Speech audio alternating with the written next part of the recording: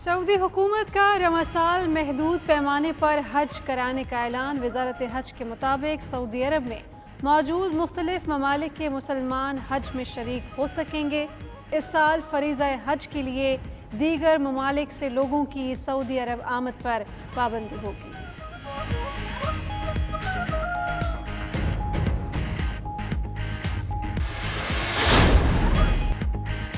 قومی cricket team کو دورہ انگلینڈ پر روانگی سے قبل بڑا دھچکا۔ راولپنڈی میں 5 میں سے 3 کھلاڑیوں کے ٹیسٹ مثبت آ گئے۔ شاداب خان، حارث رؤف اور حیدر علی شامل۔ ٹیسٹنگ سے قبل تینوں میں کوئی علامات نہیں تھیں۔ دیگر شہروں سے بھی اسکواڈ کے باقی کھلاڑیوں اور سٹاف کی رپورٹس آنا باقی۔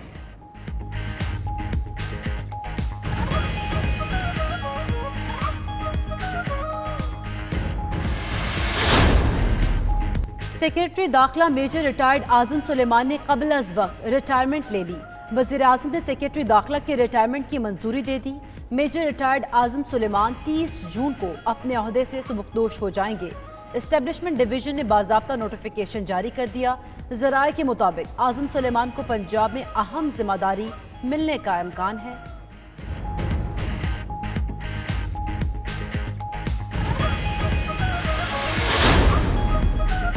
اسمارٹ لاک ڈاؤن سے پھیلاؤ روکنے میں کامیابی سامنے آنے لگی۔ اسلام آباد میں صحت کے ضابطۂ کار پر مؤثر عمل کے نتائج۔ شہر میں 15 دن میں کیسز میں کمی۔ اسلام آباد انتظامیہ کے مطابق ضابطۂ کار کی خلاف ورزیوں پر 93 ہوٹل سیل، 12 لاکھ کے جرمانے اور دیگر کارروائیاں کی گئیں۔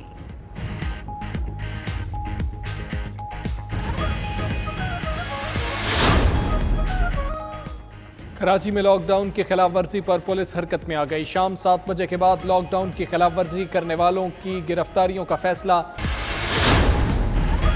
لاہور کے مزید 8 علاقوں میں سخت لاک ڈاؤن نافذ۔ گلبرگ، ماڈل ٹاؤن، ڈیفنس، گلشن راوی، فیصل ٹاؤن، گارڈن ٹاؤن اور اندرون شہر کو مکمل بند کر دیا گیا۔ پشاور میں حیات آباد فیز 7 اور مندی حسن خیل میں بھی سمارٹ لاک ڈاؤن۔ اسلام آباد میں بھی مزید کئی علاقے سیل کرنے کا فیصلہ۔ سیکٹر G61، 2، G104، G72 اور غوری ٹاؤن شامل۔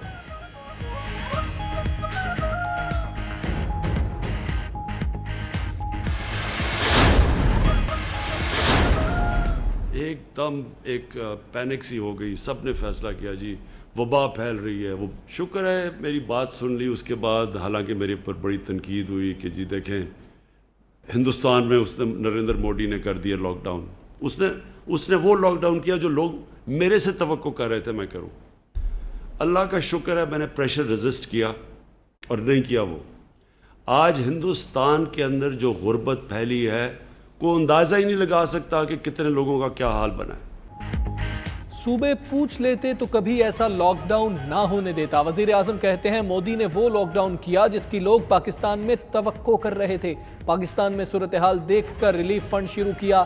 عمران خان کی زیر صدارت کورونا کی صورتحال پر اجلاس بھی ہوا۔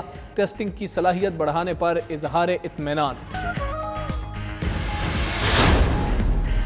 سندھ میں انٹر سٹی ٹرانسپورٹ کی 24 جون سے بحالی کا امکان۔ ٹرانسپورٹرز کا SOPs پر عمل کرنے کا اعلان۔ بین الاضلاعی بسوں میں نصف نشستیں خالی رکھی جائیں گی۔ بس ڈپو پر سینیٹائزرز، ماسک اور دیگر احتیاطی تدابیر کے لیے انتظامات ہوں گے۔ سیکرٹری ٹرانسپورٹ آج سے بس ڈپوز پر SOPs پر عمل کا جائزہ لیں گے۔ بین الصوبائی ٹرانسپورٹ پر پابندی برقرار رہے گی۔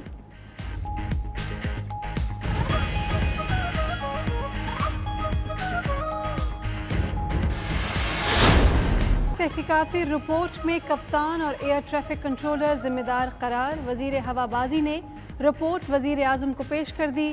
کپتان نے لینڈنگ سے 10 ناٹیکل مائل پر ہدایات نظر انداز کی۔ لینڈنگ گیئر کھولنا بھی بھول گیا۔ دونوں انجن رن وے پر ٹکرائے۔ پائلٹ نے دوبارہ لینڈنگ کے وقت بتایا، انجن کام کرنا چھوڑ گئے۔ 92 نیوز رپورٹ میں سامنے آنے والے حقائق کے متعلق کئی روز پہلے ہی بتا چکا۔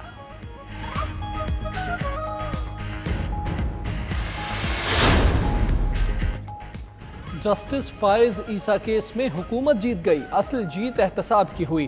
سابق وزیر قانون فروغ نسیم کا کہنا ہے سپریم کورٹ نے اپنے جج پر احتساب نافذ العمل کر دیا۔ عمومی طور پر تفصیلی فیصلہ مختصر فیصلے سے مختلف نہیں ہوتا۔ नवाज शरीफ के पैनमा केस और फाइज ईसा केस में ममासलत है। 2004 और 2013 में जब ये जायदादें बनाई गई उस वक्त फाइज ईसा की फैमिली का कोई जरिया आमदन नहीं था। निसाबी कुतुब में हज़रत मोहम्मद मुस्तफ़ा सल्लल्लाहु अलैहि वसल्लम के मुबारक नाम के साथ खातिमुन नबिय्यीन सल्लल्लाहु अलैहि वसल्लम ज़रूर लिखा जाए। कौमी असम्बली में करारदाद मुतफ़िक़ा मंजूर। करारदाद वज़ीर मुमलिकत अली मोहम्मद खान ने पेश की। तमाम पार्लिमानी जमातों ने हिमायत की।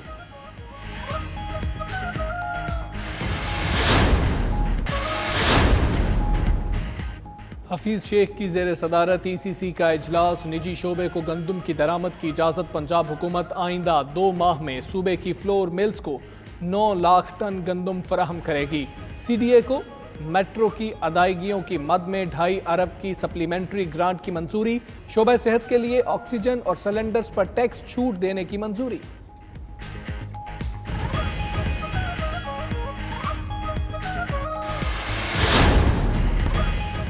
वज़ीर आला पंजाब उस्मान बुज़दार और स्पीकर चौधरी परवेज़ इलाही की मुलाकात। सियासी सूरत हाल और फलाह आमा के प्रोग्राम पर तबादला ख्याल। परवेज़ इलाही की रिलीफ बजट पेश करने पर उस्मान बुज़दार को मुबारकबाद। वज़ीर आला से सूबाई वज़रा और अराकीन असम्बली की भी मुलाकात। हल्कों के मसाइल से आगाह किया।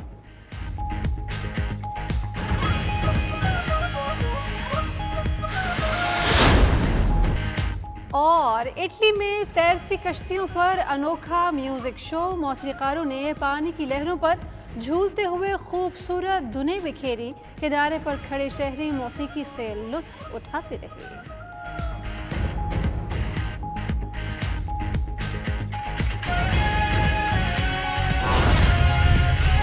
कि जो पाकिस्तान की कौम का जो जज्बा है पैसा देने का, शायद कोई भी नहीं इसको पूरी तरह समझता जो मैं समझता हूँ। क्योंकि ये मेरे लिए भी, जब मैं शुरू हुआ पैसे इकट्ठे करने, तो ये मेरे लिए भी एक बड़ा एक अजीब मेरी ज़िंदगी में एक तजर्बा था कि मैं सोच कुछ और रहा था और हुआ कुछ और। सोच ये रहा था कि मैं पाकिस्तान के उस स्कूल में गया जिधर सबसे अमीर पाकिस्तानी पढ़ते थे, तो मैं तो समझ रहा था कि उधर से पैसा मैं इकट्ठा कर लूँगा क्योंकि सारे अमीर लोग थे। लेकिन आखिर में पैसा मुझे आम लोगों ने दिया। वो लोग जो भी आपने बात की खुर्शीद ने, कि जो छोटी डोनेशन दी, जो हमारा 4.5 अरब रुपया प्राइम मिनिस्टर रिलीफ फंड में है, इसमें 50% छोटी डोनेशंस हैं, तो आम लोगों ने डोनेट किया। तो ये एक हमारे मुल्क की बहुत बड़ी ताकत है जो हम रियलाइज़ नहीं करते। हमारे मुल्क के जो लोग हैं उनमें बहुत बड़ा जज्बा है खैरात देने का, और ये इसलिए है कि ये अल्लाह में मानते हैं और आखिरत में मानते हैं। क्योंकि मुझे शुरू में नहीं समझ थी कि मैं सोचता था पैसे वाले लोग तो पैसे नहीं दे रहे, तो आम आदमी पैसे दे रहा है जिसके पास है ही कुछ नहीं और कम है। तो फिर मैंने रियलाइज़ किया कि ये हमारी कौम का जो अल्लाह से कनेक्शन और आखिरत से है, इसकी वजह से लोग पैसा देते हैं। तो जो मुझे सबसे ज़्यादा पैसा, और मैं 30 साल में किसी ने इतना पैसा पाकिस्तान में इकट्ठा नहीं किया जो मैंने किया, तो जो हमेशा मैंने देखा सबसे ज़्यादा पैसा वो लोग देते हैं जिनमें अल्लाह में ईमान और आखिरत में ईमान है। और ये मेरे लिए आहिस्ता आहिस्ता मैंने डिस्कवर किया। जब पाकिस्तानी कौम का कभी भी कोई चैलेंज आया, एक तो मैंने जब लोगों के पास किया कि कोई कैंसर हॉस्पिटल ही हमारे मुल्क में, कैंसर का मरीज़ इतना महंगा इलाज अफोर्ड कर ही नहीं सकता आम आदमी, तो उसके लिए एक ऐसा हॉस्पिटल चाहिए कि पैसे वाले लोग भी बाहर ना जाएं, और जो यहाँ हैं उनको भी, बेचारे गरीब लोगों को जो अफोर्ड नहीं कर सकते, उनका मुफ्त इलाज हो। बड़ा चैलेंज था। ये कहीं भी दुनिया के अंदर ये एक्सपेरिमेंट कामयाब नहीं हो जो शौकत खानम है। लोग रियलाइज़ नहीं करते कि ये एक मौजज़ा है कि कैंसर हॉस्पिटल जिधर सबसे महंगा इलाज है, वहाँ 75% मरीज़ों का मुफ्त हर साल इलाज होता है, और वो इलाज होता है जो कि डेवलप्ड मुल्कों के कैंसर हॉस्पिटल्स वो अफोर्ड नहीं कर सकते कि 75% मरीज़ों का मुफ्त कैंसर का इलाज करें। तो वो इसलिए होता है कि इन्हीं लोगों ने कैंसर हॉस्पिटल बनाया, पाकिस्तानियों ने, और यही लोग उसको चला रहे हैं। اور جو ہاسپٹل 70 کروڑ روپے میں بنا تھا، آج اس کا خسارہ 75% کینسر کے مریضوں کا مفت علاج کرنے میں جو اس کا خسارہ ہے سالانہ، وہ 12 ارب روپیہ ہے۔